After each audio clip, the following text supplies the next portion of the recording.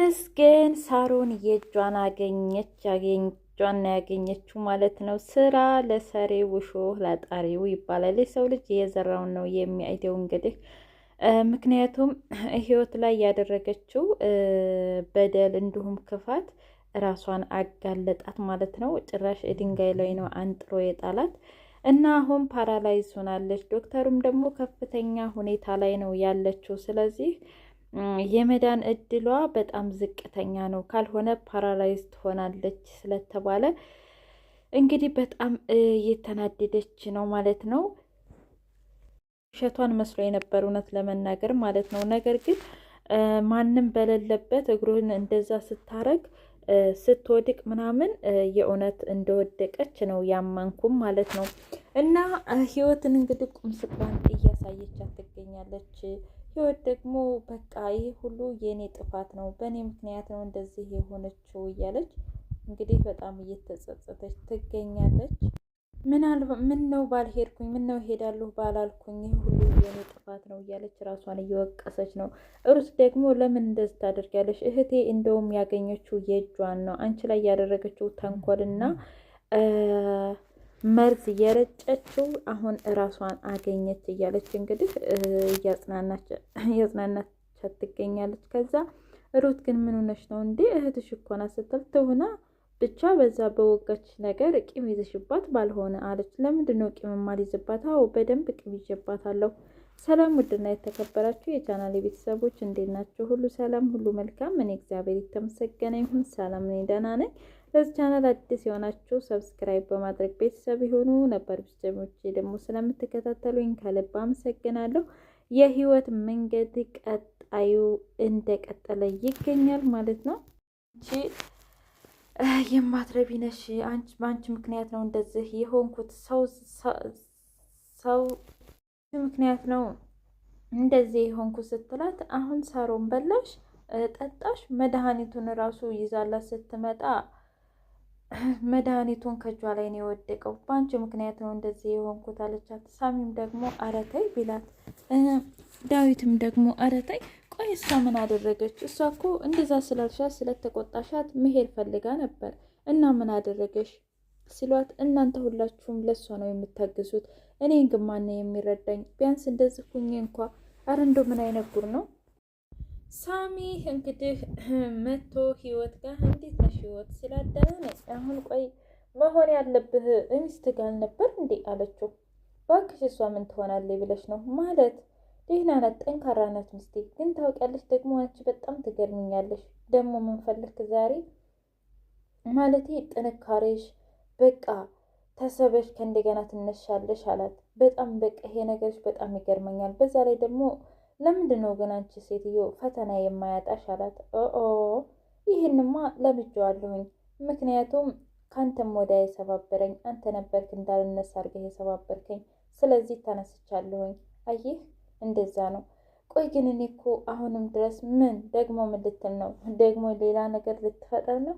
አሁን ሂድና ሚስት የምታጽናና ይሻልሃል ሲለው፣ እንጥፋ አላት። ተያይዘን እንጥፋ። ኧረ ተው ሰሚተው፣ ተያይዘን እንጥፋ ስትለው፣ አንተ ግን ምን አይነት ወንድ ነህ? እውነት ተቀይረሃል ብዬ ነበር፣ ነገር ግን በፍጹም ልትቀየር አልቻልክም። ጭራሽ እችን ትመስል ሚስት ትተህ ነው እንዴ ከኔ ጋር የምትጠፋው? ከዛስ ከጠፋን በኋላስ? አሁን ልጅን ቃል ገብተህልኛል ልታመጣት፣ አግኝቻታለሁ ብለሃል። ስለዚህ የእውነትን ከሆነ ልጅን ብቻ እንድታመጣልኝ ነው የምፈልገው ስትለው፣ እሱም ልጆችን ሁለቴ አግኝቻት ነበረ፣ ሁለቴ የጨብጫት ነበር፣ ነገር ግን ልይዛት አልቻልኩም። ስለዚህ ልጅሽን አመጣልሻለሁ አታስቢ አላት። ከዛም በኋላ እሺ፣ ለማንኛውም ግን ቆይ አንተ ሰውዬ ግን ምን ሆነ ነው ታውቂያለሽ? ኧረ እኔ እንደውም ሳሮን በዳዊት ማህፀን የተወለደች አይመስለኝም። ማለቴ ለነገሩ ዳዊት የሚያው ነው ሲል በለቀቅ አድርገው ዳዊትን። አሁን እዚህ ውስጥ ምን አገባው ንገረኝ እስኪ። ክፉ የሰራችው ሳሮን፣ እኔን የወጋችኝ ሳሮን። ደግሞ እሱ ምን አደረገ? እሱማ ምን ያላደረገው ነገር አለ? ደግሞ ምን አደረገ? ምክንያቱም ገጠር ድረስ እዛ ከገጠር የመጣው እንግዲህ ቀለበት አስሮ ሴትየዋን አልፈልግሽም ብሎ ነው። ምን? አዎ እንግዲህ ካላመንሽ ጠይቂው። ቆይ ደግሞ ለምንድን ነው የምጠይቀው? ደግሞ ሌላ ወሬ ያጣህ አይደለም? ሌላ አጀንዳ ደግሞ ይሄንን አገኘ ሲለው አይ እንደዛ አይደለም አንቺ እንግዲህ ፍጹም ነው ብለሽ የምታስቢውና የምትወጁ ሰው ጭራሽ እሱ ሌላ ላይፍ ውስጥ ነበረ። እውነት ሚስት ነበረው? እውነት ቀለበት አስሮ ነበር? እያለች ህይወት መደመም ጀመረች። ከዛም በኋላ አዎ ካላመንሽ እንግዲህ ጠይቂው ሲል አይ ምን ብዬ ነው የምጠይቀው እኔ ምን አገባኝ አለችና እሱ በቃ እኔ ልሄድ ብሎ ሄደ። በሌላ በኩል እንግዲህ እስኪ ምግብ ልስራላት ብላ ወደ ክችን ስትገባ ከዛም በኋላ ዳዊቴ አብሯት ገባ።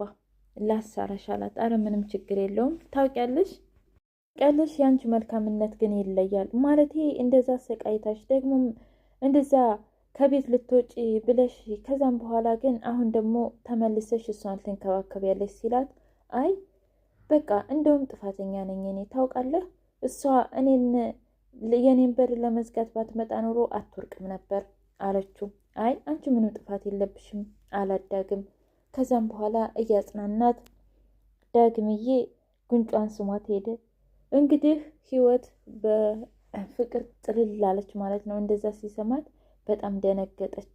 ወይ ጉድ! ኧረ እህትና ወንድም እንዳታጋቡ ቶሎ ነገሯት። ከዛም በኋላ እንግዲህ በሌላ በኩል ሩት ያው ወንድሟ እበር ላይ መጥቶ ተናገርኩኝ፣ አሁን ሳሮን ልድንም ላድንም ትችላለች፣ ስለዚህ የግድ ልጅቷን ማግኘት አለብን፣ እዚህ ጋር ነገሮች ሁሉ ሰላም አይደሉም አለችው። ምን ማለት ነው ሲላት ያለውን ሁሉ ዘርዝራ ስትነግረው እንግዲህ ዳዊት አዳምጧል። ከዛም በኋላ ቆይ ደግሞ ከማን ጋር ቁመሽ ነው የምታወሪው? አሁን እኔ መድኃኒት ገዝቼ ልምጣ፣ ግን ስመጣ አንላቀቅም አላት። ከዛም በኋላ እሺ ብላው ሳሮን ክፍል ሄዳ የሳሮንን እቃዎች እየፈተሸች ነበረ።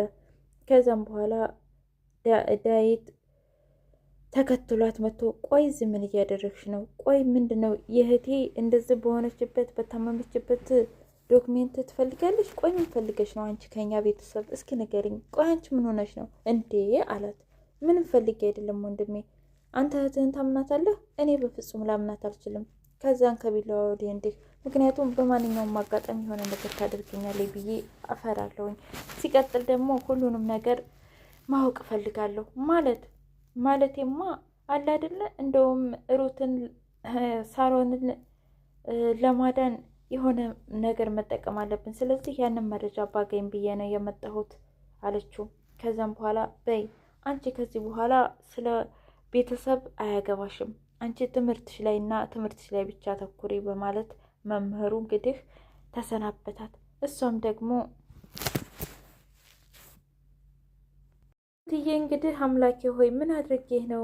ለምንድን ነው እንደዚህ የምትፈትነኝ? ቢያንስ ልጄን እንኳ እንዳገኝ እርዳኝ እያለች ነው እንግዲህ ሩት ያው እና ዳዊት እዛ ሄደው ከፈተሹ በኋላ እቤት ስትመጣ ሳሮን እናንተ ቆይ ብላችሁ ደግሞ ቢሮ የገባችሁ ቆይ ምን ፈልጋችሁ ነው እናንተ ሰው ከኔ ራስ ለምን አትወርዱም ስትላቸው እኛ ሳንመጣ ቀድሞ የነገረሽ አለ ማለት ነው ሲላት አዋ ደግሞ ሲቀጥል ለምን እዛ ሄዳችሁ ብዙ ነገሮች አሉ እኮ ሲለው አይ እኛስ ያው ስላመመሽ ልናስፈቅድልሽ ሄደን ነው አላት አይደል አዎ በቃ እሱ እንዳለሽ ነው ብላ እኔ ልሄድ ብላ ሄደች። በሌላ በኩል እንግዲህ ወይዘሪት ህይወትና ሩት እያወሩ ነበረ። ከዛም በኋላ ታውቂያለሽ በእኔ ምክንያት እንደዚህ መሆኗ በጣም ይጸጽተኛል አለች። እባክሽ አትጸጸች፣ እሷ ስራዋ ነው እንደዚህ ያደረጋት፣ የሰራችው ኃጢአት ነው። ቆይ ጠብቂ፣ እኔ ግን እዚህ ቤት ምን አይነት እድለቢሴ የሆንኩ ልጅ ነኝ? ምንም አይነት እድል የለኝም። የነካሁት ሁሉ አመድ ይሆናል። እስኪ ንገሪኝ፣ እዚህ ቤት የሆነ ነገር አለ እንዴ?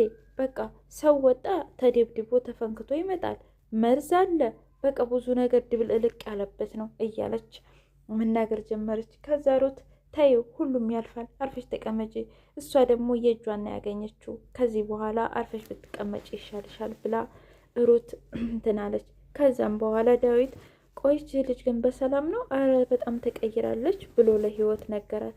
አይ በእርግጥ በእህቷ ተናዳለች፣ ነገር ግን ተናዳለች ማለት ደግሞ ጠልታታለች ማለት አይደለም አለ አይደል፣ እህታማቾች አይደሉ? ሁሉም ነገር እኮ እንደዚህ ይፈጠራል እያለች እንግዲህ ማጽናናት ጀመረች ማለት ነው ህይወት ዳዊትን። ከዛም በኋላ ይቺ እንግዲህ ሳሚ ተብዬው ደግሞ እየተከታተላት ይገኛል። እንደውም ሳሮንን ፈትቼ አንቺ ጋ ነው መኖር የምፈልገው፣ አንቺ ጠንካራና ብርቱ ሴት ነሽ እያለ ሳሚ እንግዲህ እየጀነጀናት ይገኛል ማለት ነው ህይወትን